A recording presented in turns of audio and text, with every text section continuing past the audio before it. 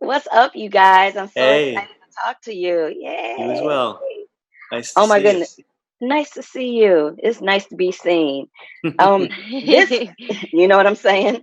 This Yeah. film, okay, this film gave me life because it had that Who's Afraid of Virginia Woolf vibe happening, and y'all were giving me Burton and Taylor all day long. I just have to tell you that.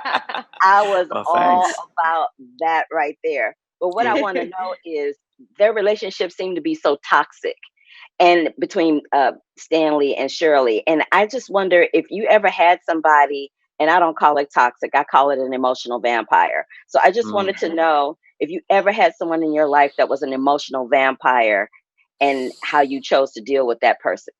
I Ooh, the mean, yeah. silence of it all. I know Wow. the loaded silence. Oh, 100% I have.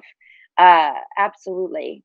Um, and you know, I mean, to be totally candid, what happens is you leave them eventually.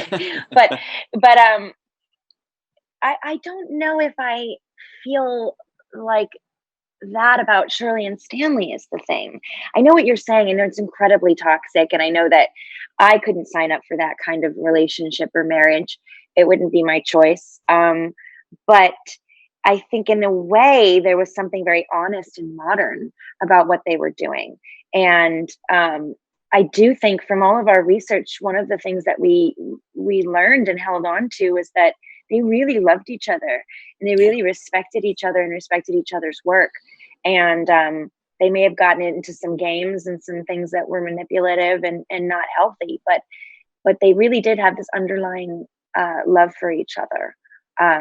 So yeah, again, not If for me necessarily their marriage, but What I about you, think Michael? they did kind of thrill in pushing each other's buttons, and I think it was very much a part of who they were individually and also as a couple. I think, as Elizabeth, you mentioned earlier today, Shirley never wanted to be bored. She was, she was always looking for something to either provoke herself or to be provoked. And I think Stanley allowed. He knew that about her, and he also was good at getting her goat and to get her, particularly in the instance of this film, shaking the dust off of her because she found herself in such a low place at the beginning, and to be able to pick her up, dust her off, and point her in the direction of perhaps something that would inspire her to go back to what it was she did so well, and what back to her gifts as a writer. Mhm. So they needed each other desperately in that, and then perhaps they were vampires together, but they didn't want to be anywhere else, I don't think. I love that answer to that. And so I know that this film is going to be put in drive-ins, which is a new thing, that we're in quarantine and staying at home and shut in, locked down, whatever you want to call it. Have y'all ever been to a drive-in theater? And when was the last time you recall going to one?